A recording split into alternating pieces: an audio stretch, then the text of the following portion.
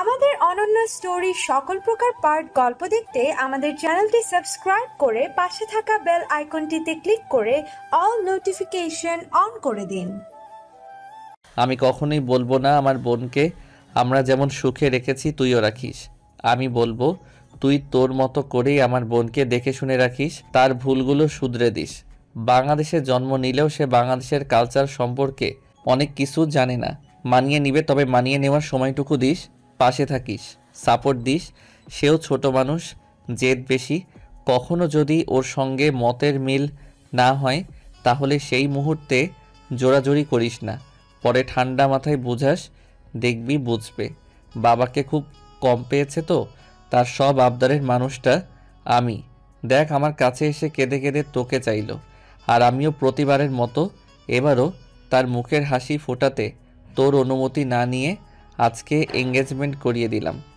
এত বড় বাসাটা ফাঁকা হয়ে যাবে এজন্যই কষ্ট পাচ্ছিস? সময় অসময় ভাইয়া ভাইয়া করে কেউ দৌড়ে আসবে না, কারণে অকারণে জ্বালাতন করবে না, কত শত আবদার পূরণের জন্য পাগলামি করবে না, জুতোর ফিতা লুকিয়ে রাখবে না, ওয়ালেট থেকে চকচকে 10-20 টাকার নোট হারিয়ে যাবে না।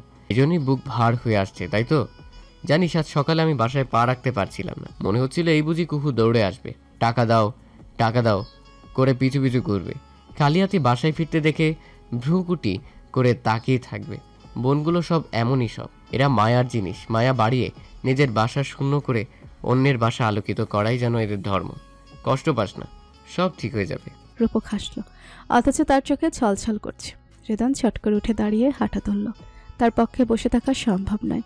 সে আর পিছু ফিরে তাকালো না, নয়তো বেহায়া চোখের পানি তাকে বন্ধুর কাছে ধরা খাইয়ে দেবে। সময় স্রোতহীন চলমান নদীর মতোই বহমান। তার কাজ নির্দিষ্ট গতি পথ ধরে গুটি গুটি পায়ে এগিয়ে চলা। এই পথের সঙ্গী কখনো সুখের পরশ, কখনো বা দুঃখের নির্মমতা। সুখ দুঃখের সংমিশ্রণের এই জীবনে আমরা ভাবনা সাজাই, কল্পনা করি, স্বপ্ন আঁকি, ইচ্ছে পূরণের চেষ্টা করি। সেই ইচ্ছে কখনো পূরণ হয় তো কখনো অপূর্ণই থেকে যায়। জীবনের ফাঁকফোঁক করে তা হারিয়ে যায় পরিস্থিতির নিরসনে। আজ 17 তারিখ সোমবার, দুপুর 1টা। রেদন দাঁড়িয়ে আছে গার্লস স্কুলের সামনে। একটু পরে স্কুল ছুটি দিবে। কল কল করে বেরিয়ে আসবে রূপ ও কথা। জমজ তারা এসেই শুরু করবে অভিযোগ। কে কাকে মেরেছে, কাকে ধাক্কা দিয়েছে, কে পড়া পারেনি, কে বই নিয়ে যায়নি, কে টিফিন খেয়েছে, কে টিফিন অন্যকে দিয়ে দিয়েছে, কে কার ব্যাগ নিচে ফেলে দিয়েছে, আরও নানান অভিযোগ। অভিযোগের শেষ নেই। তাদের কথা বলতে না বলতেই দৌড়ে আসতে দেখা গেল তাদের স্কুল ড্রেস পরিহিত মেয়েরা। তাকে দেখেই হাত নাড়ালো। সে হাত নাড়িয়ে আস্তে ধীরে আসার ইশারা করলো। রূপ নাদুস নুদুস, দৌড়াতে পারে না, খুব বেশি নাদুস নুদুস এমনটাও না, চলনসই, নাসুদ নুসুদ আর কি। নাদুস নুদুস রূপ দৌড়াতে গেলেই ধুম করে পড়ে যায়, তবে কাঁদে না। সে খুব শক্ত ধাঁচের, গম্ভীর টাইপের, শান্ত স্বভাবের, মোদ্দা কথা পরিবেশ বুঝে চলে, ঠিক যেন রেদনের কপি। আর কথা দারুণ চটপটে, দুষ্টু, কুহুর কার্বন কপি। দুজনের বয়স 6 বছর। নামের মতোই দেখতেও ফুটফুটে, সবার ভীষণ আদরের। বাবাকে দেখে আসতে গিয়ে রূপ কিছুর সঙ্গে পা বেঁধে মুখ থুপকে পড়ে গেল এবং সঙ্গে সঙ্গে উঠে নিজের জামা কাপড় ছাড়ল। এরপর ধীরে ধীরে বাবার কাছে এগিয়ে গেল। কথা ততক্ষণে দৌড়ে গাড়িতে উঠে বসেও পড়েছে। রেদনের কাছে এসে রূপ মাথা নিচু করে অন্যদিকে মুখ করে তাকিয়ে রইল। বাহাটু ছিলে গেছে, জ্বলছে খুব। রেদন মেয়েকে কোলে নিয়ে হাঁটু দেখতে দেখতে আদুরে সুরে বলল, ব্যথা পেয়েছো মা? বাবা আদর করে দিচ্ছি, সব ঠিক হয়ে যাবে। রূপ না বোধক মাথা নাড়ালো, অর্থাৎ ব্যথা পায়নি সে। রেদন রূপের গালে আদর রেখে গাড়িতে বসলো। ড্রাইভারকে যেতে বলে রূপের পায়ে অ্যান্টিসেপটিক লাগিয়ে দিতে দিতে বলল, যারা সামান্য ব্যথাতে কুকড়ে যায় তারা বড় হতে পারে না, বড় হতে গেলে কষ্ট সহ্য করা শিখতে হয়। রূপ নিশ্চুপ। বাবার আদরে স্পর্শে সব ব্যথা চলে গেছে। বাবার কথা শুনে মায়ের ব্যথাও ফিনিশ হয়ে গেছে। সে হাসলো, তবে হাসিটাও স্পষ্ট রয়ে গেল। তার বাবাও এভাবে হাসে। বাবাকে দেখে সেও এভাবে হাসতে চেষ্টা করে। রূপ কোনো কথা বলল না, তবে কথা ভুরু কুচকে বলল, কিন্তু বাবার যে ব্যথাগুলো সহ্য হয় না, সেই ব্যথাগুলোকে কি করা যায়? প্রথম প্রথম সব ব্যথাকেই অসহনীয় মনে হয়, এরপর সময় সব ব্যথাকে সহ্য করা শিখিয়ে দেয়। কি খেলে ব্যথা সহ্য করা যায়? যে খাবার খেলে শরীর সুস্থ ও সবল থাকে, সুস্থ শরীর সব ব্যথাকে সহ্য করতে শিখিয়ে দেয়। আচ্ছা। এরপর কিছুক্ষণ নীরবতা। রূপ চুপ করে বাবার বুকে হেলান দিয়ে বসে আছে, জানালা দিয়ে প্রকৃতি দেখছে। তখন রেদন দুই মেয়ের দিকে তাকালো। কথার চোখ দুটো একদম কুহুর মতো, মায়ায় ভরা, যেন কুহুর আরেক কপি। তখন তার ফোন বেজে উঠল। রূপক ফোন করেছে। মামা কল করেছে দেখে কথা আগ বাড়িয়ে কলটা রিসিভ করার বায়না ধরল। এরপর কল রিসিভ করে খলবলিয়ে বলে উঠল, হ্যালো মামা, আমি কথা বলছি। কেমন আছো মামুনি? সব ঠিকঠাক তো? রূপ কোথায়? আমি ভালো আছি, তুমি কেমন আছো? রূপ পড়ে গেছে, হাঁটুতে ব্যথা পেয়েছে, বাবা তাকে কোলে নিয়ে বসে আছে। ইস, বেশি ব্যথা পেয়েছে? কথা বলবে রূপের সঙ্গে? দাও। মামা, বলো মামুনি। আমি তো কথা শুরুর আগে সালাম দিতে ভুলে গেছি। আম্মু যদি জানে আমি সালাম দিতে ভুলে গেছি তাহলে ভীষণ রাগ করবে। এখন সালাম দিলে কি রাগ করবে? না মামুনি, একটু রাগ করবো না। আসসালামু আলাইকুম মামা, ভালো আছো? ওয়ালাইকুম আসসালাম। আলহামদুলিল্লাহ, আমি অনেক ভালো আছি। ঠিক আছে, নাও রূপের সঙ্গে কথা বলো। দাও। এরপর কথা রূপের হাতে ফোনটা ধরিয়ে দিলে রূপ ফোনটা কানে ধরে খুব সুন্দর করে সালাম দিল। তা দেখে রেদন মুস্কি হাসলো। কথার মনে থাকে না সালাম দিতে, আর রূপ ধীরে সুস্থে সালাম দিয়ে কথা শুরু করতে ভুলে না। দুজন দুই রকমের মেধাবী। রূপক রূপকে বলল, মামুনি খুব ব্যথা পেয়েছো? না না, একটু। তুমি কবে ফিরবে মামা? আজকে রাতেই ফিরবো মামুনি। কি আনবো তোমার জন্য? কথার জন্য চকলেট আনলেই হবে। আর তোমার জন্য? আমার জন্য কিছু লাগবে না। ঠিক আছে, তাহলে সাবধানে বাসায় যাও। আমি তাহলে রাখি। তুমিও সাবধানে এসো। আল্লাহ হাফেজ। আল্লাহ হাফেজ। এরপর কল কেটে রূপ ফোন বাবার হাতে দিয়ে দিল। কথা ড্রাইভারের সঙ্গে গল্প করছে, ক্লাসে কি করেছে সেসব গল্প। মেয়েটা তো বকবক করতে পারে। রূপ চুপ করে শুনছে। রেদন তাকিয়ে আছে বাইরের দিকে, মস্ত বড় মেঘলা আকাশের দিকে তাকিয়ে ভাবছে প্রায় 7 বছর আগের দিনটির কথা। 7 বছর আগের ঘটনা। সেদিন রাতে তাদের বিয়ের দিনক্ষণ পাকা করে পরের দিন রূপকরা চলে গিয়েছিল। দিনগুলো ভালো যাচ্ছিল। রেদন দেশে তার কোম্পানির আরেকটি ব্রাঞ্চ তৈরির কাজ গুছিয়ে নিচ্ছিল। কেউ কলেজে যাওয়া শুরু করলো। হুটোপুটি গ্যাংয়ের সঙ্গে মজা মাস্তিতে তার সময়গুলো কাটতে লাগলো। রেগুলার মেডিসিন নেওয়াতে অবস্থাও ভালোর দিকেই যাচ্ছিল। সামনে পরীক্ষা। সারাদিন কলেজ, কোচিং আর সন্ধ্যার পর রেদনের কাছে পড়তে বসতো। এসবের মাঝে ঘোরাঘুরি আবদার তো আছে। রেদ তার আবদারে কখনো নাকচ করতো না, বরং তার সাপোর্ট, পরিবারের সাপোর্টে কঠিন রোগ থেকে মুক্তির পথে এগোচ্ছিল মেয়েটা। তাকে কেউ একা থাকতে দিত না। একা থাকলে সে কল্পনার জগতে ডুবে যায়। কী সব ভুলভাল ভাবে, চিন্তা করে। সবকিছু ভালোর সঙ্গে বাড়ছিল তাদের ভালোবাসা। গাঢ় হচ্ছিল দুজনের পবিত্র বন্ধন, মায়া এবং আসক্তিও। দিনের বেলা যেমন কাটুক, রাতের বেলা কেউ কাউকে ছাড়া থাকতো না। কুহুর যেমন রেদনের বুকে মাথা না রাখলে ঘুমিয়ে আসতো না, তেমনি কুহুকে বুকে না জড়িয়ে দিলে রেদনও ঘুমাতে পারতো না। সব শূন্য শূন্য লাগতো, বুক ফাঁকা হয়, দম আটকে আসতো। সেই সময় ভালো রিসোর্ট খুঁজে পাচ্ছিল না। সব বুক। রিসোর্ট বুক করলে 1 মাস আগে জানাতে হলো। এমতো অবস্থায় দুই পরিবার নতুন করে আবার ডেট ঠিক করলো। 1.5 মাস পর তাদের ডেট ঠিক হলো। বিয়ের অনুষ্ঠান নিয়ে একটু একটু করে প্রস্তুত হচ্ছিল দুই পরিবার। তার দায়িত্ব ছিল রিসোর্ট বুক করা। সেও ঢাকার মধ্যে দেখে শুনে রোদ্দুর নামে একটি রিসোর্ট বুক করে ফেললো। নিজেও বর্ষাজের জন্য প্রস্তুত হলো। এর মধ্যে রূপক আগের জবাবটা ছেড়ে আরও ভালো একটি কোম্পানিতে অফিসার পদে জয়েন করলো। স্যালারিও হয়। সে রিমিকে ঘরে তোলার জন্য সব দিক থেকে গুছিয়ে নিচ্ছিল। তার রুম ডেকোরেটও করালো রিমির পছন্দকে প্রাধান্য দিয়েই। এভাবে দিনগুলো এগোতে এগোতে তাদের গায়ে হলুদের দিনটিও চলে এলো। রিসোর্টেই হবে হলুদের অনুষ্ঠান। দুই কাপলের একসঙ্গেই গায়ে হলুদ। আনন্দ, হই হট্টগোল পরিপূর্ণ চারপাশ। কুর ফ্রেন্ডদের কিছু কিছু কাণ্ডে হেসে গড়িয়ে পড়ছিল অনেকেই। রেডি হয়ে পাশাপাশি বসেছে রেদন আর কুহু। দারুণ মানিয়েছিল তাদের। রূপক আর রিমির স্টেজ একটু দূরত্বে, তবে তাদের মুখোমুখি। রূপক সেখানে একা বসে আছে। রিমি আসেনি এখনো। তার নাকি শাড়ি খুলে গেছে। বেশ কিছুক্ষণ পর রিমি এলো। শুরু হলো অনুষ্ঠান। অনেক রাত অবধি চললো নাচানাচি, গান বাজনা, খাওয়া দাওয়া। গত রাতে রাত করে সবাই ঘুমিয়েছিল, তাই সকালে উঠেছেও বেলা করে। রিসোর্টটা খুবই সুন্দর। কুহু রেদনকে জোর করে ঘুম থেকে টেনে তুলে পুরো রিসোর্টটা ঘুরে দেখলো, সেলফি নিল। এরপর এলো ব্রেকফাস্ট করতে। দুজন খেলো একসঙ্গে। বড়রা একসঙ্গে বসে গল্প করছে। সবার মধ্যে অনেকক্ষণ ধরে রিমি অনুপস্থিত। রেদন ব্যাপারটা খেয়াল করে নীলুফা ইয়াসমিনকে জিজ্ঞাসা করে জানালো রিমি ঘুমাচ্ছে। তার মাথা ধরেছে, ওষুধ খেয়েছে, ডাক্তার নিষেধ করেছে, আর একটু ঘুমালে সব ঠিক হয়ে যাবে। এভাবে কিছুক্ষণ যাওয়ার পর রূপক বেরিয়ে আসে আর সরাসরি রিদনকে জিজ্ঞাসা করে, রিমি কোথায়? রিদ ঘুমাচ্ছে। তুই শিওর ঘুমাচ্ছে? রিদনের এবার ভুরু কুচকে গেল। রূপক তো এই টোনে কথা বলে না। সে এবার উঠে দাঁড়ালো, আশেপাশে তাকিয়ে নিচু স্বরে জিজ্ঞাসা করলো, কি হয়েছে? রিমি বাসায় চলে গেছে। সে বিয়ে করবে না। আজ রাতে নাকি দেশ ছেড়ে চলে যাবে। হঠাৎ এই সিদ্ধান্ত কেন? সেটা না হয় তোর বোনকে গিয়ে জিজ্ঞেস কর। এই সিদ্ধান্তের পেছনে তোর কোনো হাত নেই তো? যদি থাকে তাহলে কিন্তু আমি আমার বোনের সাপোর্ট নিব। আর যদি এখানে আমার কোনো দোষ না থাকে তবে? কাজ করেই না হয় দেখাই। তুই এখানেই থাক, আত্মীয় স্বজন কিছু না জানে, সবার দিকে খেয়াল রাখিস। আসছি আমি। রূপক কোনো জবাব দিল না, রাগে হাত নিষ্পিস করছে। রিমিকে 2 থাপ্পড় দিতে বলতে ইচ্ছে করছে। এসব মানে কি? বিয়ে করবে না তো এত কাহিনী কেন করলে? কেন আগ বাড়িয়ে রিতকে সব বলতে গেলে? এখন সব ঠিক করে বিয়ে না করার কারণ কি?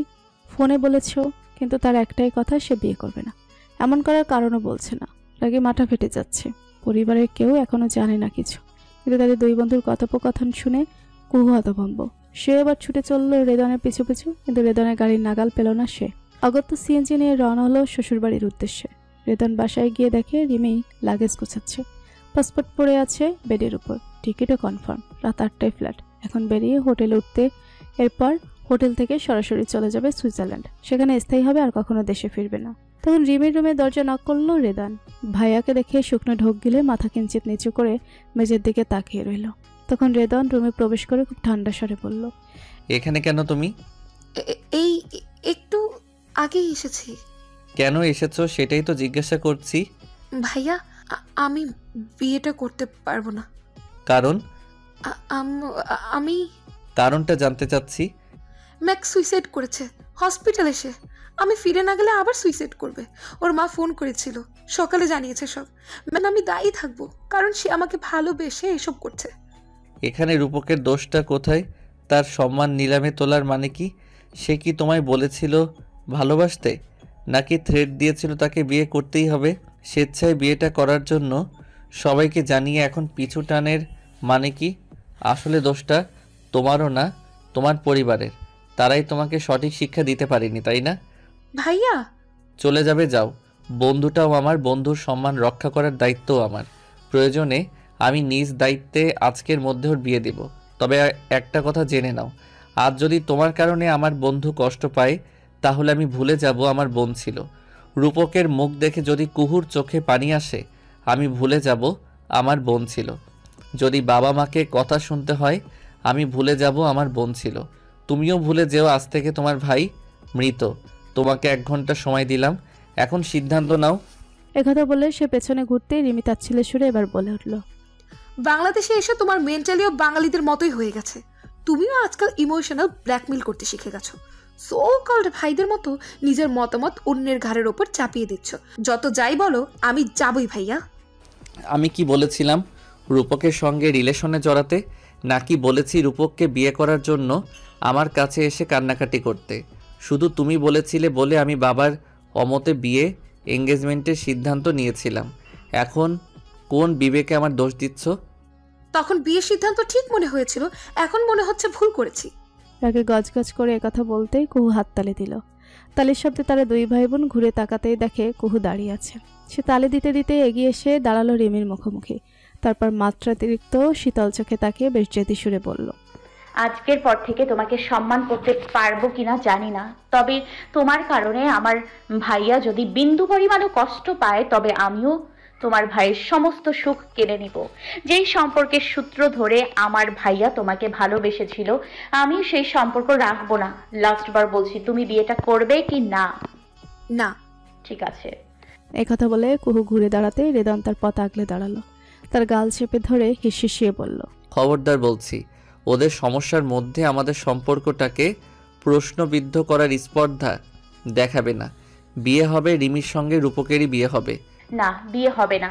যে আমার ভাইকে নিয়ে খেলার পুতুলের মতো শুধু খেলেছে, ভালোবাসার অভিনয় করেছে, দিনের পর দিন স্বপ্নভঙ্গ করতে কত শত স্বপ্ন দেখিয়েছে, এমনকি যে আমার ভাইকে সামান্যতর সম্মান করে না, তার সঙ্গে আমি আমার ভাইয়ের বিয়ে হতে দিব না। তোমার ভাইকে বিয়ে করার জন্য আমিও বসে নেই। সস্তা মেন্টালিটির সস্তা কাউকে তার গলায় ঝুলিয়ে দিও। একথা শুনে কুহু রেদনের হাতটা ঝাটকা মেরে সরিয়ে দিয়ে বেরিয়ে গেল। রেদনও বোনের দিকে এক পলক তাকিয়ে বেরিয়ে পড়ল। তার আর কিছু বলার নেই। জোর করে মেরে ধরে তো কবুল বলাতে পারবে, কিন্তু সংসার ভুল, ছোট্ট একটি শব্দ, এবং এর ধরন 2 প্রকার, স্বেচ্ছায় ও অনিচ্ছায়। পরিস্থিতি মোতাবেক ভুল ছোট নাকি বড় সেটা হিসাব কষার আগেই বদলে যায় কারো কারো জীবন, বদলে যায় কিছু সম্পর্কের বাঁধন। ঠিক এমন কিছুই ঘটেছিল রিমির সঙ্গেও, শুধুমাত্র তার করা জেদের কারণে। জেদ সবসময় ভালো কিছু বয়ে আনে এমন নয়, ধ্বংসের আর এক নাম জেদ। জেদ যেমন ভালো কিছু করতে আগ্রহী করে তোলে, তেমনি কারো ধ্বংসের কারণও হয় জেদ। সেদিন রিমি সত্যি সত্যি তার জেদে অটল ছিল। ভাবেনি ভাইয়ের কথা, ভাবেনি বাবা মায়ের কথা। সে 5 সানের পরিচয় দিয়ে সেই মুহূর্তে বাসা থেকে বেরিয়ে গিয়েছিল। এরপর অনেক খুঁজেও তাকে পাওয়া যায়নি। বছর 3 আগে জানা গেছে সে ইতালিতে আছে, জব করে, একাই থাকে। ম্যাককে বিয়ে করেছিল, কিন্তু সেই সম্পর্ক টেকেনি। এরপর আর বিয়ে করেনি, কারোর সঙ্গে যোগাযোগ করে না। বাসা থেকেও কেউ আর মনে রাখেনি রিমি নামের কেউ ছিল। সেদিন সম্মান বাঁচাতে রেদন আর কুহুই শুধু বরবউ সেজেছিল। তাদের আবার বিয়ে হয়েছিল। মুখ ফুটে তুলতে হয়েছিল মিথ্যে হাসি, সবার মাঝে ছড়িয়ে দিতে হয়েছিল মিথ্যের বাণী। এক বুক কষ্ট চেপে বলতে হয়েছিল রিমা অসুস্থ, হসপিটালে নিতে হয়েছে। তাদের বিয়েটা পরে হবে। এই কথা শুনে কানাঘুষা হলেও কিছুই করার ছিল না তাদের। অনুষ্ঠান শেষে কুহু ফিরে গিয়েছিল তাদের বাড়ি। বন্ধ করে দিয়েছিল সমস্ত যোগাযোগ। দেখা তো দূর, কথাও বলতো না রেদনের সঙ্গে, মেডিসিনও খেত না, বাইরে বের হতো না। ধীরে ধীরে পূর্বের সমস্যাগুলো দেখা দিচ্ছিল। ভাইয়ের সামনে যেত না, আর ডাকলেও জবাব দিত না। রূপক কতদিন বোনকে ডেকেছে, ডাকতে ডাকতে হাওমাও করে কেঁদেছে। ঘন্টার পর ঘন্টা রুমের বাইরে বসে থেকেছে। এসবের জন্য নিজেকে দোষী ভাবতে বারণ করেছে, কিন্তু সে কারো কথাই শুনতো না। রেদন রোজ আসতো, ডাকতো, কথা বলার অনুরোধ করত। রাত বেরাতে গাড়ি নিয়ে তার বাসার সামনে দাঁড়িয়ে থাকতো। অন্ধকার বেলকনিতে বসে কুহু দেখত। রূপক বাড়ি না থাকলে রুম থেকে বের হতো সে। মাঝে মধ্যে মুখোমুখি হয়ে গেলে ডুকরে কাঁদতো শুধু, মাপ চাইতো বারবার। এভাবে 2 মাস। হঠাৎ একদিন কুহু তার মাকে বলে, আম্মু, আমার শরীর ভালো নেই, আমাকে হসপিটালে নিয়ে যাও, আমি বোধহয় মরে যাচ্ছি আম্মু। একথা শুনে ইসমাতারা বেগম মেয়েকে চাপড়ে ধরে হাউমাউ করে কেঁদে ওঠেন। তারপর তাকে ডাক্তারের কাছে নিয়ে যান। তখন আশার প্রদীপ হয়ে জানা যায় কুহু প্রেগনেন্ট। খবর শুনে দৌড়ে আসেন নীলুফা ইয়াসমিন এবং আতিকুল রহমান। রেদন তখন হতভম্ব। এত সতর্ক থাকার পরেও কিভাবে সম্ভব?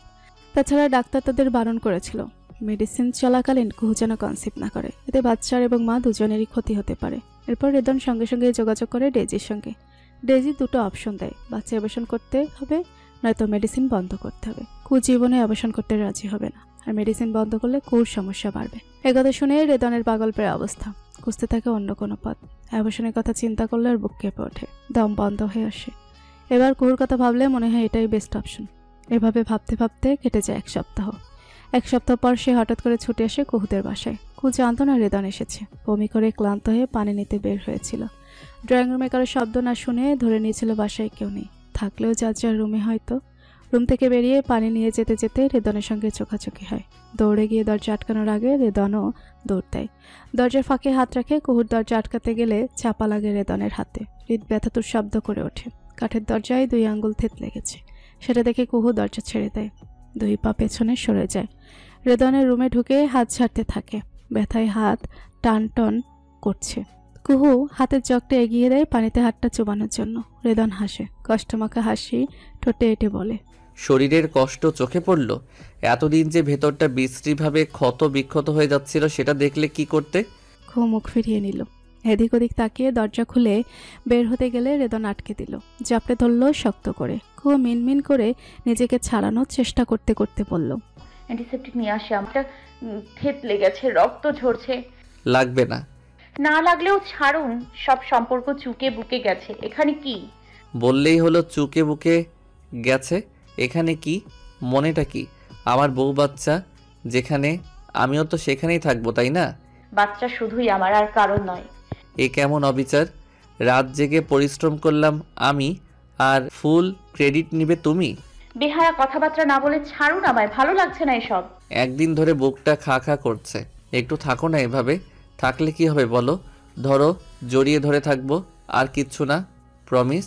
কুহু এবার সত্যি নিশ্চুপ হয়ে দাঁড়িয়ে রইল। শুনতে থাকলো দ্রুত গতিতে চলা রেদনের হার্টবিট। কিছুক্ষণ এভাবে থাকার পর রেদন বলল, বমি কি খুব বেশি হয়? ডাক্তারের কাছে আর গিয়েছিলে? চুপ কেন? কিছু বলো। এখানে আমার কি দোষ বলো তো? কি করেছি আমি? আমাকে কেন শাস্তি দিচ্ছ তুমি? তুমি জানো তোমাকে বুকে না জড়ালে আমি রাতে ঘুমাতে পারি না। তুমি পাশে না থাকলে খেতে পারি না, কোনো কাজে মন বসাতে পারি না। তোমার অনুপস্থিতিতে রুম শূন্য শূন্য লাগে, দম বন্ধ লাগে আমার। আর এসব জানতে বলে এত কঠিন শাস্তি দিচ্ছ, তাই না? তবে একটাবার ভেবে দেখেছো শাস্তিটা আসলে আমার প্রাপ্য কিনা? বাসায় যান। তুমিও চলো। তাহলে আমার ভাইয়ের সুখ ফিরিয়ে দিন, হাসি ফিরিয়ে দিন। আমি তোমার ভাইয়ার সুখ কেড়ে নিয়েছি নাকি? তাদের বলেছিলাম সম্পর্কে জড়াতে, তারা সম্পর্কে জড়ালো, বিয়ের কাহিনী করলো। সরল মনে তাদের সাপোর্ট করেছিলাম আমি। যদি জানতাম রিমির মনে এসব ছিল তাহলে সাপোর্ট করতাম, নাকি বাবার অমতে এঙ্গেজমেন্ট সেরে ফেলতাম? রূপক আমার বন্ধু, তাকে কি আমি ভালোবাসি না? কখনো মনে হয়েছে আমি তার খারাপ চাই? এসব ঘটনায় তার দিকে চোখ তুলে তাকাতে পারি, মন খুলে দুটো কথা বলতেও পারি না। আমার কষ্ট লাগে না, খারাপ লাগে না? একবার আমার জায়গায় নিজেকে বসাও, মাথা ঠান্ডা করে ভাবো। বমি পাচ্ছে আমার, সরুন। একথা বলে কুহু ছটফটিয়ে উঠল। হৃদন ছেড়ে দিল। কুহু দৌড়ে গেল ওয়াশরুমে। গলগল করে বমি করে, কুলি করে, মুখ ধুয়ে বেরিয়ে এলো। ধপ করে বিছানায় শুয়ে পড়ল আড়াআড়িভাবে। হৃদন বেশ কিছুক্ষণ দাঁড়িয়ে থেকে এগিয়ে এসে কুহুর উপরে শুয়ে পড়ল। সম্পূর্ণ ভর দিল না কুহুর উপর, শুধু কপালে আদরে চুমু এঁকে বলল, এত সতর্ক থাকার পরেও কিভাবে কি হলো? কনসিভ করার শখ জেগেছিল, লোক ভাড়া করে এনেছিলাম। ছি, এ কথা কখন বললাম? বলতে হবে কেন? কথার টোনেই তো সব বোঝা যাচ্ছে। কিভাবে কি?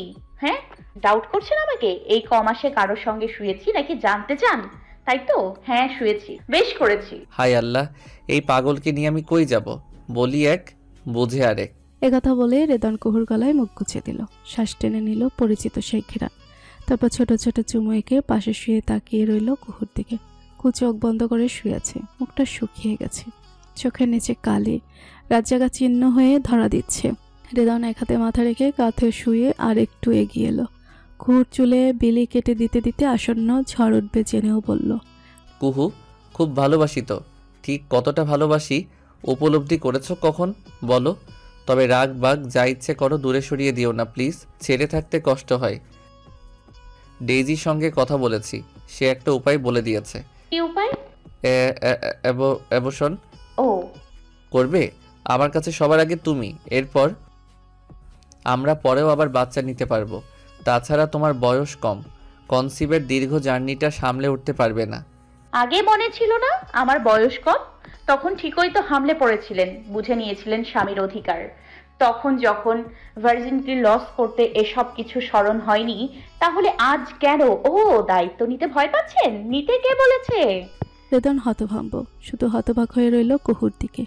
একথার জবাবে কি বলা উচিত ভেবে পাচ্ছে না সে। এমন তো না যে কুহুর সঙ্গে জোরাজুরিতে করেছিল বা কখনো করেছে। যা হয়েছে তাদের স্বেচ্ছায় সম্মতিতে। তাহলে আজ কথা কেন? কেন বারবার আঙুল উঠছে তার দিকে? কেন ছোট করছে তাকে? সে কি জানে না কুহুর এক একটা পিন মারা কথায় কতটা কষ্ট হচ্ছে তার? কুহু তার স্ত্রী, ভোগ্যপণ্য নয়। কখনো রুডলি স্পর্শও করেনি কখনো, বরং তাকে খুশি রাখতে সর্বদা আপ্রাণ চেষ্টা করে গেছে। অথচ কুহু তাকে খোঁচা মারতে গিয়ে নিজেকে বারবার ছোট করে ফেলছে। মধ্য কথায় বোকা মেয়েটাকে কে বোঝাবে যে কনসিভ আর ইন্টিমেন্টের ধকল এক নয়? নিশ্চয়ই ইন্টিমেন্টের ধকল ছিল ক্ষণিকের, আর কনসিভের ধকলটা দীর্ঘ 10 মাসের। হৃদন উঠে বসলো। এসে থেকে মাথা ঠান্ডা রাখার চেষ্টা চালিয়ে যাচ্ছে সে, কিন্তু কুহু এমন এমন কথা বলছে নিজেকে সামলানো দায় হয়ে পড়ছে। তবুও সে ধৈর্য ধরে আছে। অতঃপর সে কষ্টমাখা হাসি ঠোঁটে এঁটে বলল, ফিরে চলো। বারবার ফিরে যাওয়ার কথা বলছেন কেন? বললাম তো যাব না আমি। হো, বুঝেছি, শরীরে টান পড়েছে বুঝি। শরীরে টান টাকার বিনিময়ে মেটানো যায়, মনের টানের কি করব? আর এইভাবে কথা বলিও না কুহু। নিজেকে এখন পুরুষ ভাবতেও প্রচণ্ড ঘৃণা লাগছে। আজ নিজের জন্য আফসোসও হচ্ছে। বউয়ের শরীর ছুঁতে পারলেও তার মনটা ছুঁতে পারিনি। মন ছুঁতে পারলে হয়তো এমন ঘৃণ্য কথাগুলো আজ শুনতে হতো না। আমি খারাপ, আমার কথাবার্তা ঘৃণিত, আমার কাছে তো না আসলেই হয়। হৃদন উঠে দাঁড়ালো। এরপর দরজার দিকে যেতে যেতে জবাব দিল, কেন আসি বলার অপেক্ষা রাখে না নিশ্চয়ই। তবে তুমি মানুষটা খুবই ছোট, কিন্তু তোমার কথার ধাঁচ আমার হৃদয় এফোর ওফোর করার দেওয়ার জন্য যথেষ্ট। একথা বলে হৃদন দরজা খুলে বেরিয়ে গেল। ইসমাতারা বেগম থাকতে বললে জানালো অন্যদিন এসে থেকে যাবে, খেতে বললেও খেলো না। মলিন হেসে জানালো পেট ভরা। তারপর সে বিদায় নিয়ে চলে গেল। তবে যেতে যেতে বলে গেল কুহুর দেখে খেয়াল রাখতে। যতই বমি হোক, জোর করে কিছু যেন খাইয়ে দেয়। মেয়েটা দুর্বল, এভাবে থাকলে আরও দুর্বল হয়ে যাবে। তখন বাচ্চা ও মা দুজনকে নিয়ে দুশ্চিন্তার অন্ত থাকবে না। ইসমাতারা কোনো জবাব দিলে না, শুধু হৃদয়নের মুখের দিকে তাকিয়ে রইলেন। ছেলেটা শুকিয়ে গেছে অনেক, খাওয়া দাওয়াও করে না, ঘুমায়ও না, বাসায়ও ফিরে না। নীলুফি ইসমিনের থেকে সব খবর পান তিনি। এই দম্পতির কথা কি বলবেন? বিয়াদব মেয়েটা বাবা মাকে জীবন্ত লাশ বানিয়ে দিয়ে গেছে। একবারও ভাবেনি বাবা মায়ের কথা, বড় ভাইয়ের সম্মানের কথা। উনি খেয়ালও করেছেন হৃদন আগের মতো চোখে চোখ রেখে কথা বলতে পারে না, লজ্জায় মুখ লাগাতে চায়। অথচ আগের হৃদন এমন ছিল না, ছিল সিনা উঁচু করে চোখে চোখ রেখে কথা বলার সাহস। বোনের কুকর্মে ছেলেটার মাথা হেট হয়ে গেছে। ছেলেটার মলিন মুখ দেখে মেয়ের উপরে ভীষণ রাগ হলো ওনার। ইচ্ছে করলো দুটো থাপ্পড় দিতে মেয়েটাকে। কি শুরু করেছে এসব? অতিরিক্ত করছে কুহু। একটা মানুষের ধৈর্য বলেও কিছু আছে। এখানে ছেলেটার কি দোষ? যা করেছে ওর বোন করেছে, সে কিছু করেনি। তবে তাকে কেন এসব সহ্য করতে হচ্ছে? যেখানে বাবা হওয়ার খবর শুনে প্রতিটা ছেলে খুশি হয়, আনন্দে নাচানাচি করে, মিষ্টি বিলায়, মুখে লেপটে রেখে খুশির ঝলক, সেখানে রেদান খুশি হতে পারছে না, অখুশিও হচ্ছে না। সে দুই অনুভূতিতেই চাপা পড়ে দোদুল্যমান। এর একমাত্র কারণও কুহুর অসুস্থতা। তবুও মেয়েটা বুঝছে না, বুঝতে চাচ্ছে না। রিমি যেমন জেদ দেখিয়ে আগে পিছিয়ে না ভেবে দেশ ছেড়ে চলে গেল, সে পৃথিবী যেখানে থাকুক, যেমনই থাকুক, তাকে একদিন তাকে পস্তাবেই হতেই হবে। তাই তাকে কেউ মুখ ফুটে অভিশাপ দেয় না, গালমন্দও করে না। তবুও সে কখনো ভালো থাকতে পারবে না। কাউকে কষ্ট দিলে কষ্ট পেতে হয়, শুধু আজকালের ব্যবধান। এখন খারাপ সময় যাচ্ছে, সবাই কষ্ট পেয়ে গুটিয়ে নিচ্ছে নিজেকে, কিন্তু আজকের দিন অতিবাহিত হবে, সময়ের পালাক্রমে আগামীকাল উপস্থিত হবে। এভাবে দিন যাবে, মাসও যাবে, দেখতে দেখতে বছরও পার হবে। রূপকও হয়তো সব ব্যথা ভুলে নতুন করে জীবন সাজাবে, স্বপ্ন দেখবে। মানুষের জীবনে যখন প্রিয় কারো বিয়োগ ঘটে, তখন অনেকেই ভাবে তাকে ছাড়া আমি মরেই যাব, অথচ কেউ কারোর জন্য মরে না। মুখ্য কথা, প্রকৃতি শূন্যস্থান পূরণ পছন্দ করে না। সময়ের প্রেক্ষিতে শূন্যস্থানে পূর্ণতা এনে দেয় প্রকৃতি। ক্ষতবিক্ষত দুর্বলতায় সময় নিজেই মলম হয়ে শূন্যকে গড়ে তোলে পূর্ণ। আর এটা মানুষের গড়া সাধারণ কোনো বাক্যপাঠ নয়, এটা প্রকৃতির আদর্শবাণী, মহাসত্যের সতর্কবার্তা। উনি এসব ভেবে রাগে গজগজ করতে করতে মেয়ের রুমে গেলেন। কুয়া এখনও সেইভাবেই শুয়ে আছে, তাকিয়ে আছে সিলিংয়ের দিকে। চোখের কোণা বেয়ে গড়িয়ে যাচ্ছে অশ্রুধারা। উনি মেয়ের দিকে তাকিয়ে কিছু বলতেও কিছু বলেন, ভুলে গেছেন। দীর্ঘশ্বাস ছাড়লেন নিঃশব্দে। তারপর দরজায় দাঁড়িয়ে নরম সুরে বললেন, নিজেও কষ্ট পাচ্ছিস, ছেলেটাকে কষ্ট দিচ্ছিস কেন বলতো? এসো আম্মু, আমার কাছে এসে বসো, তোমার সঙ্গে দুটো কথা বলি। বুকের ভেতরটা কেমন জানি করছে জানো মা। হৃদ কাঁদতে পারে না, শত কষ্ট পেলেও না। যখন খুব কষ্ট পায় তখন ওর চোখ লাল হয়ে যায়, জোরে জোরে নিঃশ্বাস নেয়। আজ আমি ওকে খুব বাজেভাবে কথা শুনিয়েছি, খুব কষ্ট পেয়েছে আমার কথায়। জানিস যখন কষ্ট পাবে তখন বললি কেন? না বললে যে বারবার ছুটে আসতো। সে তোর স্বামী, স্বামী বউয়ের কাছে আসবে না? না, আসতে হবে না। স্বামীকে অকারণে কষ্ট দিয়ে কাঁদিয়ে তুই কি ভালো থাকবি মা? নাকি তোর অনাগত সন্তান ভালো থাকবে? থাকার চেষ্টা করতে হবে। বউ বাচ্চা থাকতে একা থাকার চেষ্টা কেন করবে? ভাইয়া রাতে রুমে থাকে না জানো? জানি। কেন থাকে না জানো? কারণ রিমির পছন্দে ভাইয়ার রুমটা ডেকোরেশন করা, চারদিকে রিমি আর রিমি। আমার ভাইয়া যেখানে গুমড়ে মরছে, কষ্ট পাচ্ছে, সেখানে আমি সেই পরিবারের ছেলের সঙ্গে কিভাবে সংসার করি বলো? ভাবো, ভেবে একটাবার বলো আমায়। আমার সংসার ছেড়ে আমার থাকতে কি কষ্ট হয় না? এত ভালোবাসে যে মানুষটা, তাকে ছেড়ে থাকতেও আমার কষ্ট হয়, ভীষণ কষ্ট হয়। আমি কাউকে বলতে পারছি না, বোঝাতে পারছি না। এই বলতে না পারার কারণে ভাইয়ার কষ্টটা আমি উপলব্ধি করতে পারছি, বুঝতে পারছি বুক ঝাঁঝরা হওয়ার যন্ত্রণা। হৃদ কি বলে জানো? বলে কারো কষ্ট উপলব্ধি করতে গেলে তাকেও কষ্টের সম্মুখীন হতে হয়। সেই ব্যক্তির জায়গায় নিজেকে বসালে তাহলেই কষ্ট উপলব্ধি করা যায়। আমি তাই করেছি, বরং বুঝেছি আমার কষ্ট ভাইয়ার কষ্টের কাছে কিছুই না। কেন কিছু না বলো তো? বলতে পারবে না তাই না? আমি বলছি, কারণ হৃদ আমায় ভালোবাসে, খুব বেশি ভালোবাসে। যখনই আমি ফিরে যাব আমাকে সাদরে গ্রহণ করবে, ভুলচুক মাফ করে দেবে। কারণ আমি তাকে যতটা না ভালোবাসি তার চেয়ে শতগুণ বেশি সে আমাকে ভালোবাসে, সম্মান করে, আগলে রাখে, বিশ্বাস করে এবং আমার সকল চাওয়া পাওয়াকে সর্বদা প্রাধান্য দেয়। কিন্তু আমার ভাইয়া যে বিশ্রীভাবে প্রত্যাখ্যান হয়েছে মা, ভালোবেসে ভালোবাসার মানুষটার কাছে প্রত্যাখ্যান হয়েছে। ভাইয়ার জায়গায় নিজেকে বসিয়ে যখন ভাবি হৃদের কাছে প্রত্যাখ্যান হলে আমার কি হতো, কি করে সইতাম আমি? এত ভালোবাসার পরেও হৃদ আমাকে ফেলে অন্য কারোর কাছে চলে গেলে আমার কেমন লাগতো? এসব ভাবলে আমার মাথা কাজ করে না, আমার বুক ফেটে যায়, কষ্ট হয়, মানতে পারি না আমার ভালোবাসার মানুষের কাছে অন্য কাউকে। তাকে অন্য কেউ ছবে মানতে পারি না আমি, ভীষণ কষ্ট হয়।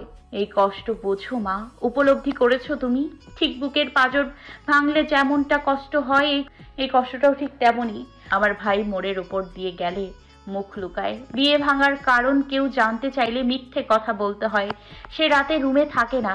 যে ছেলে কখনো সিগারেট খেত না, সে এখন কত প্যাকেট সিগারেট শেষ করে তার ইয়াত্তা নেই। সব কথা আমার কানে আসে, আমি সব শুনি, কষ্ট হয়, খুব কষ্ট। এজন্য আমি হৃদের কাছে যেতে পারিনি, সব ভুলে সংসার নতুন করে সাজানোর স্বপ্ন দেখতে পারিনি। আমি নিরুপায়, ভাইয়ার মুখটা চোখের সামনে ভাসে। আমি পারি না আম্মু, সহজভাবে নিতে পারি না। আমার কিচ্ছু ভালো লাগে না, আমার মরে যেতে ইচ্ছে করে। এসবের জন্য আমি দায়ী, শুধু আমি। আমার কারণেই ভাইয়া ওখানে গেল আর রিমির সঙ্গে সম্পর্কে জড়ালো। না গেলে কি এসব হতো না? আমি কিভাবে আমার ভাইয়ের মুখের হাসি ফিরিয়ে আনবো মা? কিভাবে? শুধু একবার বলে দাও কিভাবে। শান্ত হও মা, এই সময় এত হাইপার হওয়া যাবে না। শান্ত হও, সময় সব ঠিক করে দেবে। কিচ্ছু ঠিক হবে না মা, কিচ্ছু না। মেয়েটা আমাদের সবার স্বপ্নগুলোকে তছনছ করে স্বার্থপরের মতো চলে গেল। একথা বলে কুহু তার মায়ের কোমর জড়িয়ে ধরে হাউমাউ করে কাঁদতে লাগলো। কোলের ভেতর মুখ লুকিয়ে চিৎকার করে কাঁদছে সে। দরজার পর্দার আড়াল করে দেওয়ালে হেলান দিয়ে রূপকও শুনছে। সেও কাঁদছে নীরবে। ঝরঝর করে ঝরে যাচ্ছে নোনা জল। সেই জল গড়িয়ে আকাশি শার্টের সঙ্গে মিলেমিশে একাকার হয়ে যাচ্ছে। কার জন্য বুকে কষ্ট চেপে এতদিন মুখে হাসি ফুটিয়ে তুলছিল, কার ভালোর জন্য ভালো থাকার অভিনয় করে গেল। কি আশ্চর্য, কি হতভম্ব ব্যাপার। যার কারণে এসব করলো তার কাছে কিনা ধরা খেয়ে বসে আছে ছোট্ট কুহু, তার বোন। তার কলিজার পাখিটা তার ভেতরে থাকা কষ্টটুকুও দেখে নিয়েছে, পড়ে ফেলেছে। সে তার কষ্ট উপলব্ধি করতে নিজেও জ্বলছে এই জ্বালাতে। ছোট্ট কুহুটা এত বড় হয়ে গেছে, এভাবে ভাবতেও শিখে গেছে। আর আফসোস নেই যে কেউ তাকে বুঝে না। যদিও এই কথা কখনো বলে না সে, কারণ সে রেদনকে সব সময় পাশে পায়, সব পরিস্থিতিতে পায়। রিমি যেদিন চলে গেল, রেদন পরাজিত সৈনিকের মতো তার সামনে এসে দাঁড়িয়েছিল। কথা বলতে পারছিল না, তার গলা কাঁপছিল, চোখ মুখ অস্বাভাবিক লাগছিল।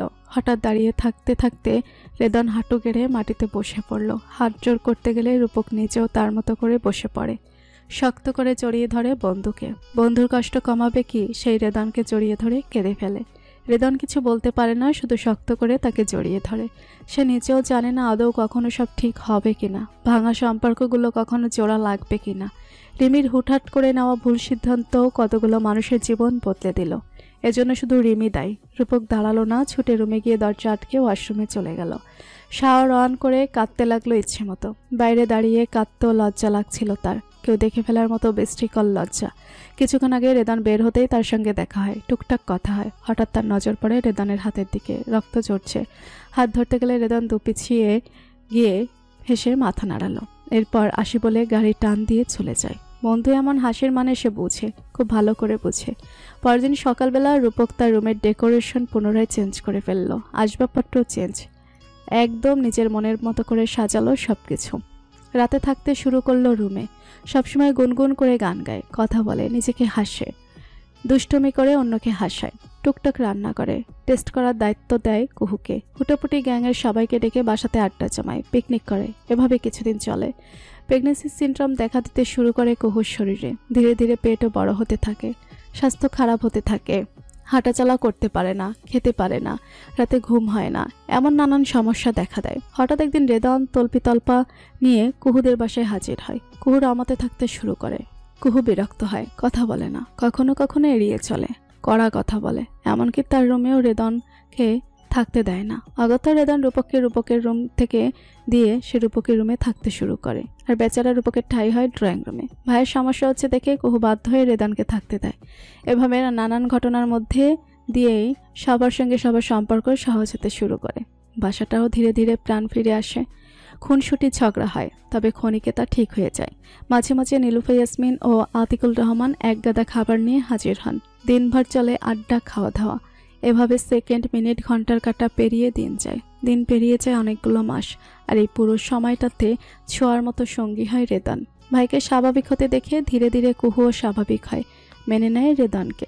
রেদন নিজেই রূপকের জন্য মেয়ে দেখতে শুরু করে। এরপর এই দুই পরিবারের খুশি বিলাতে আগমন ঘটে রূপকথার। তাদের দুই কন্যা ধীরে ধীরে বড় হতে থাকে। কুহু ফিরে যায় তার শ্বশুর বাড়ি। শ্বশুর শাশুড়ি স্বামী সন্তানদের নিয়ে সংসারের জোড়াতালি দিয়ে সুখ বিলাতে থাকে। রূপকথা আগমনে দুই পরিবার মিল হয়, যাওয়া আসা হয়, সম্পর্ক সহজ হয়। এভাবে কেটে যায় আরও কটা বছর। রূপক আর রেদন শেয়ারে ব্যবসা দাঁড় করিয়েছে। শুরুর দিকে সেটা লস প্রজেক্ট হলেও ধীরে ধীরে লভ্যাংশ মাথাচাড়া দিয়ে উঠেছে। দুজনে বিভিন্ন জেলায় সেই কোম্পানির ব্রাঞ্চ তৈরি করেছে। হাজার হাজার শ্রমিক কাজ করে সেসব ব্রাঞ্চে। 6 মাস আগে জরুরি কাজের তাগিদে রূপক জার্মান গিয়েছিল। জার্মানি এক কোম্পানির সঙ্গে ডিল সাইন করতে সে গিয়েছিল। মূলত থেকেছিল 10 কি 15 দিনের মতো এবং ফেরার সময় সঙ্গে করে আনে রিমিকে। রিমিকে দেখে প্রায় সবার মুখের হাসি মিলিয়ে যায়। পুরনো ঘা শুকিয়ে গেলেও দাগ থেকে যায়। এই ক্ষতেও তাই হয়েছে। অতবার দুই পরিবারকে জানায় তারা বিয়ে করে ফেলেছে। এ ব্যাপারে কেউ টু শব্দ করে না। সবাই রিমির থেকে মুখ ফিরিয়ে নেয়, সুন্দরভাবে এড়িয়ে যায়। সে কিছু বললে কেউ জবাব দেয় না। একমাত্র রূপক বাদে কেউ তার সঙ্গে কথা বলে না। রিমি রূপকদের বাসায় থাকে, এজন্য কুহু ও রেদন কেউ সেই বাসাতে যায় না।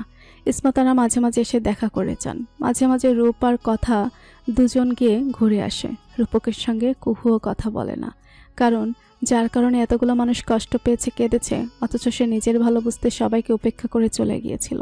নিজের বাবা মা ভাইয়ের সম্মানের কথাও ভাবেনি। তার মতো সেলফিশের সঙ্গে কি কথা বলবে, কোন যুক্তিতে বা গদগদ হয়ে সব ভুলে পুনরায় এক হবে? সে পারবে না। তবে এখানে কিছু প্রশ্ন থেকে যায়। রূপক কেন রিমিকে মেনে নিল? রিমির কি সত্যি বিয়ে হয়েছিল?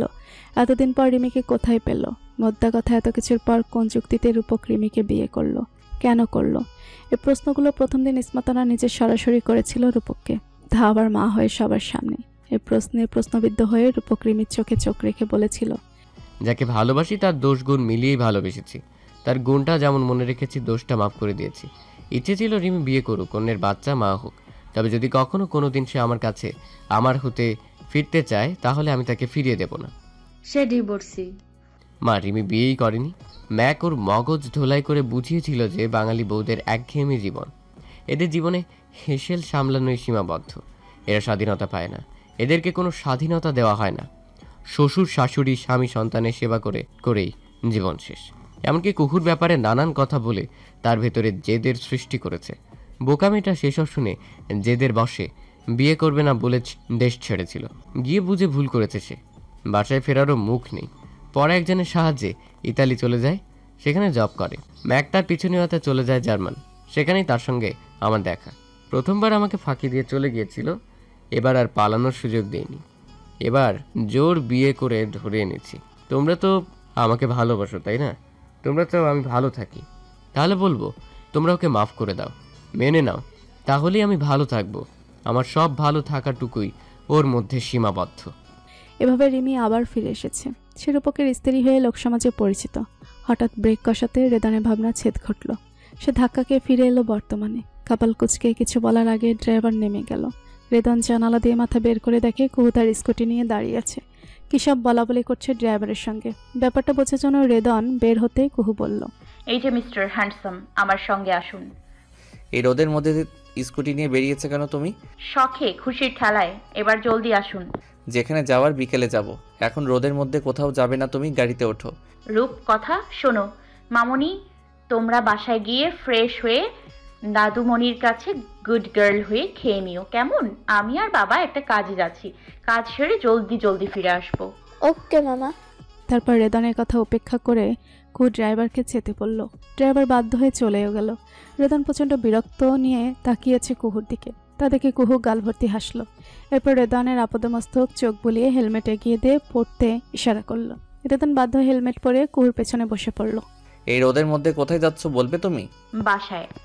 কার বাসায়? আপনার শ্বশুরের বাসায়। কেন? হঠাৎ ওখানে কেন?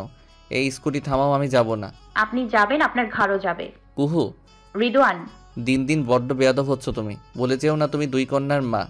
তোমার দেখা দেখি আমার মেয়েগুলো এসব শিখবে। শিখুক। দাগ থেকে যদি দারুণ কিছু হয় তবে দাগ। উফ, ভর দুপুরে ওই বাসায় কেন যাচ্ছ বলবে তুমি? মামা হচ্ছেন, মিষ্টি নিয়ে বোনকে দেখে আসবেন না? আমাদের ছানার আগমনে অর্ধেক অভিমান মুছে গিয়েছিল, এবার এই পুচকের আগমনে পরিপূর্ণ অভিমান মুছে ফেলি। অনেক তো হলো, আর কত? যতই রাগ বাগ করি তাদের দূরে সরিয়ে আমরাও কেউ ভালো নেই, তাই না? কষ্ট দিয়ে আমরাই কষ্ট পাই। তাছাড়া রাগ পরের ওপরে করা যায়, ঘরের মানুষের উপরে কতদিন রাগ করে থাকা যায় বলুন? তাছাড়া রিমি আপু কেঁদে কেঁদে অনেকবার মাফ চেয়েছে, আপনি মুখ ফিরিয়ে নিয়েছেন। এখন তারই অবস্থা, তার ওপরে রাগ করে থাকা উচিত হবে না। এবার রাগ বাগ সব বাদ। তুই মাফ করতে পেরেছো? রেগেছিলাম, আমার ভাইকে কষ্ট দিয়েছিল তাই। ফিরে এসে আমার ভাইয়ার হাসি ফিরিয়ে এনেছে দেখে অনেক আগেই মাফ করে দিয়েছি। এতদিন ভান করেছিলাম, তবে কিছুক্ষণ আগে সুখবরটা শুনে আর চুপ করে থাকতে পারলাম না। ওরা ভালো থাকুক, আপনিও ওই সব ভুলে যান। এখন নিয়ে বোনের সামনে দাঁড়িয়ে তার খুশিটাকে আরো বাড়িয়ে দিন। হৃদয় নিষ্ঠুপ। তার নীরবতাকে সম্মতির লক্ষণ ধরে কুহু মিটিমিটি হাসল। তাকে হাসতে দেখে হৃদয় তার কোমর জড়িয়ে ধরতেই কুহু মুচড়ে উঠে বলল, আরে কি হচ্ছে কি? ভালোবাসা হচ্ছে। রাস্তার মধ্যে এত ভালোবাসা লাগবে না। নির্জন রাস্তা, কেউ দেখবে না তো। হাত সরান। সরাবো না। কাতুকুতু লাগছে। লাগার জন্যই তো ধরেছি। উফ, হাত সরান, না হলে কিন্তু। না হলে কি? প্রথম দেখার মতো ভুল ঠিকানায় নিয়ে চলে যাব। একথা শুনে হৃদয় হাসল। মনে পড়ে গেল পুরনো কথা। অনেক যুদ্ধ করেই তারা এক হয়েছিল, ভালোবেসেছিল। কুহু এখন সুস্থ, স্বাভাবিক। দুই পরিবার নিয়ে তারা ভীষণ সুখী। হৃদয় হঠাৎ পেছন থেকে শক্ত করে কুহুকে জড়িয়ে ধরে ফিসফিস করে বলল, তাই চলো, তারপর আবার সেখান থেকেই পুনরায় আমাদের পথ চলা শুরু করব, নতুনভাবে, নতুন রূপে, নতুন কাহিনী সংযোজনে।